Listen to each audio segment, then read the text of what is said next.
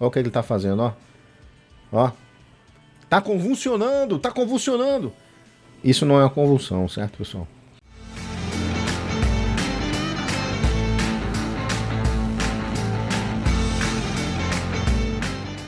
Vamos lá, meus amigos e minhas amigas, vamos ver aqui um caso de um paciente que teve uma hipoglicemia. É uma patologia muito comum, tá? Afeta muitos pacientes aí, principalmente aqueles que fazem uso de insulina, hipoglicemiantes. Foi esse senhor que ele tá falando com o cachorrinho agora. Agora ele tá bem, né? Mas há um tempo atrás, ó, vamos começar no início aqui do vídeo. Uma equipe de paramédicos que foi chamada para fazer uma verificação numa gramado aqui, né? Lá eles funcionam muito bem, essa parte de ambulância, a polícia, em poucos minutos eles já chegam. E antes de fazer a análise, né, a gente chegar na aproximação, se você gosta das análises, se você é médico, gosta de conteúdos que vão te ajudar, olha o que ele está fazendo, ó. Ó, já se inscreve no nosso canal. Tá convulsionando, tá convulsionando. Isso não é uma convulsão, certo, pessoal?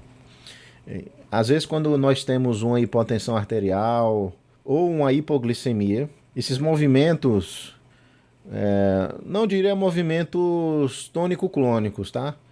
São movimentos repetitivos.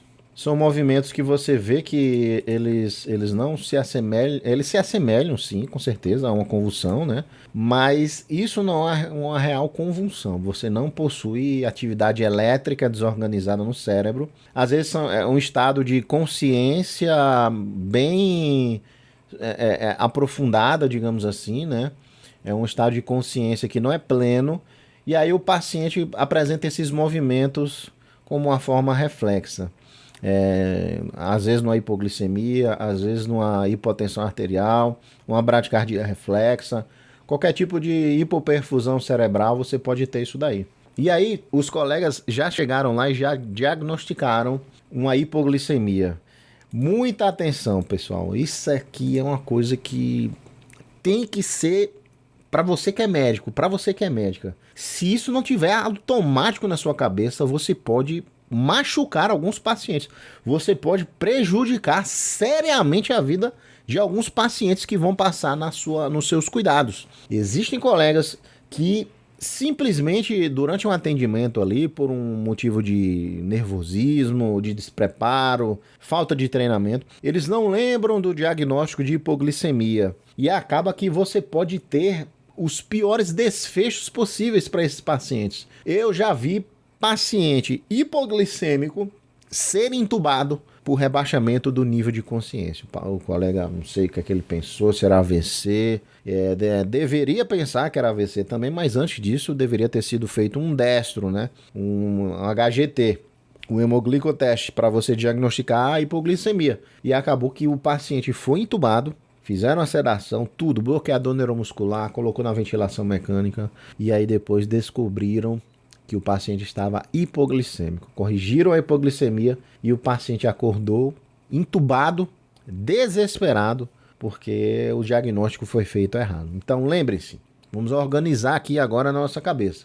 Sempre que você encontra um paciente com rebaixamento do nível de consciência, ou inconsciente, ou um paciente que é trazido pela família, né, foi encontrado lá inconsciente, existem algumas hipóteses diagnósticas que você tem que pensar. Primeira de todas, hipoglicemia. Ainda mais se o paciente fizer uso de hipoglicemiantes. Se ele é diabético, faz uso de insulina, faz uso de hipoglicemiantes orais. Se o paciente é idoso, se o paciente é mais velho, você deve pensar em acidente vascular encefálico agudo ou hemorrágico. E aí esse paciente deve ser encaminhado para uma tomografia computadorizada o mais rápido possível para você fazer esse diagnóstico, né? Se é um AVC isquêmico ou hemorrágico. Você pode pensar num ictus, num momento pós-ictal, né? Que o paciente convulsionou, ele tem uma história de uso de anticonvulsivante, eles já viram ele convulsionar algumas vezes. E às vezes no período pós-ictal, né, um período pós-convulsão, o paciente fica muito desgastado, ele fica muito fadigado, ele fica bem assim, no estado de falta de força extrema. Isso também deve ser levado em consideração. Outro diagnóstico importantíssimo que você deve levantar quando você se depara com um paciente rebaixado é distúrbios hidroeletrolíticos, especialmente distúrbios de sódio. Tanto o sódio mais alto quanto o sódio mais baixo, ele pode dar alguma alteração neurológica e é fundamental que você solicite lá a dosagem do sódio sérico do paciente para você diferenciar se o sódio está normal, se ele está com hipernatremia ou hiponatremia. Todas essas duas condições aí, elas podem dar alteração do nível de consciência. Outras possibilidades: ingestão medicamentosa por intoxicação exógena, né? Autoextermínio, se for uma questão de suicídio, né? Geralmente em pacientes mais jovens. Traumas também, muito importante você localizar ali na cabeça do paciente se não houve nenhum trauma, se não houve queda da própria altura, né? Ou queda de altura maior. Então vejam que você se deparar com um paciente rebaixado, né? Com a diminuição da consciência, você tem que ter vários pensamentos, né? Um leque de diagnósticos. Isso demanda muito raciocínio diagnóstico ali em relação ao contexto, à situação, ao que a família lhe fala, a como o paciente está, e aí você vai puxando os diagnósticos e vai direcionando. Mas lembrem-se, em primeiro lugar, vocês devem sempre pensar em hipoglicemia. Super comum, é algo que, se você deixar passar, você está cometendo um grave erro, certo? Como médico, isso é inadmissível. Então vamos continuar aqui. O tratamento também é outro ponto. Olha só, ó a diferença. Acordou. Já tá conversando, ó. Tá batendo papo. Como é seu nome? Richard. Olha lá, tá deitado e tal. Ele, percebi, tô desmaiado, né? Ele tava assim, arresponsivo, já quer levantar. Levantou a cabeça, já quer levantar. Ele tava arresponsivo há 20 segundos atrás. Agora ele tá falando, tá conversando, porque foi feito aqui o tratamento adequado para hipoglicemia. O melhor tratamento é intravenoso, né? O Rufus aqui, ó. O Rufus tá olhando, tá só de olho aqui, o bichinho. Tá quase dormindo, tá recebendo um carinhozinho do dono aí. E o tratamento para hipoglicemia não tem a pena, meus amigos e minhas amigas. 5 ampolas de glicose a 50%. Tiago, meu Deus, 5 ampolas de glicose a 50% você vai fazer no paciente com hipoglicemia, certo? É o tratamento que você consegue tirar ele de uma fase extrema de rebaixamento do nível de consciência. Essas ampolas de glicose a 50%, por gentileza, são 5 e são feitas endovenosas, tá? É o melhor tratamento e você vai ver uma resposta rápida do paciente. Mas, Thiago, pode ser que ele vá para 300 de glicemia se ele for diabético. Não tem problema, não tem problema. É mais lesivo o cérebro ficar com uma saturação, não, uma glicemia de 40, de 30, do que ele ficar com... o Rufus é do senhorzinho, ó, ele tava passeando com o cachorro dele. Do que o cérebro permanecer ali com a glicose de 200, 250, 300, tá?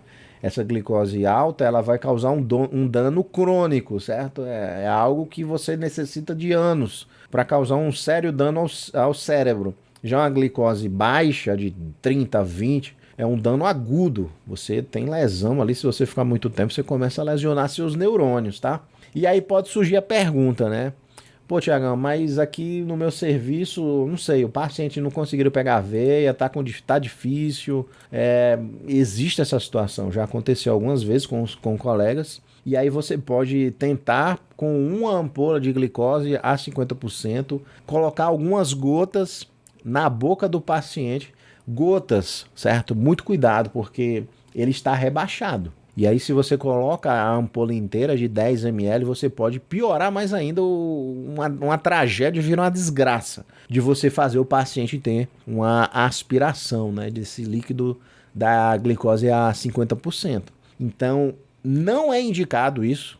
O ideal é que você faça a punção venosa. Se você está no hospital, a conduta padrão ouro é que você faça a punção venosa e essa G50 seja feita rapidamente ali na veia do paciente. Não vai machucar a veia, não vai fazer flebite, nada disso não. Porém, digamos que seja uma situação extrema, algo assim que...